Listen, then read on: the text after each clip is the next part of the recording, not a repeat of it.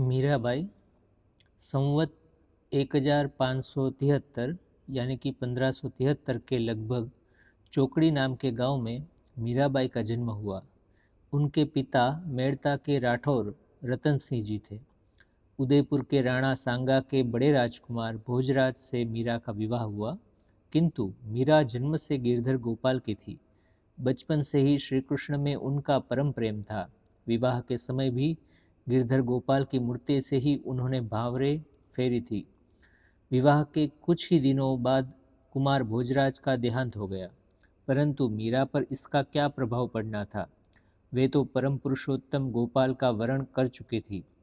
उदयपुर के राणा यानी कि मीरा के देवर को यह बात बहुत बुरी लगती थी कि उनकी भाभी राजरानी मीरा मंदिर में मूर्ति के सामने कीर्तन करती हुई नृत्य करे और साधुओं के सत्कार में लगे रहे।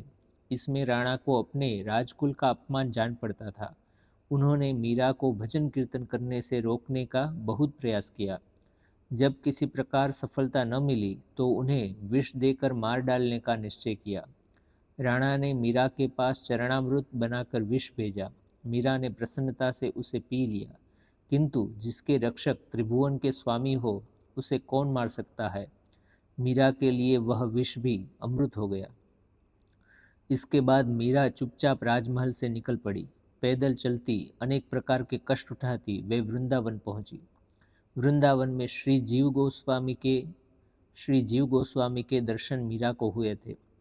ऐसा वर्णन मिलता है। वृंदावन के संतों का दर्शन करके परम पावन ब्रजभूमि के प्रभाव का अनुभव लेकर मीरा वहाँ से द्वारका गई और अंत समय तक द्वारका ही रही।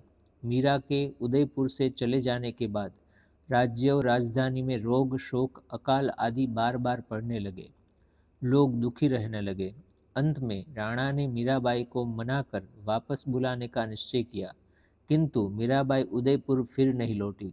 वे श्री रणछोड़लाल की मूर्ति के सामने कीर्तन करती हुई उसी मूर्ति में समा गई। मीराबाई के पद भक्तिभाव से भरे हैं।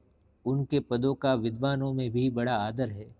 भगवान में अनन्य अनुराग और भगवान पर अटल विश्वास की मीरा जीती जागती मूर्ति थी। राम नाम रस पीजे मनुआ, राम नाम रस पीजे, तज कुसंग सतसंग बैठ नित हरि चर्चा सुन लीजे। राम नाम रस पीजे मनुआ, राम नाम रस पीजे।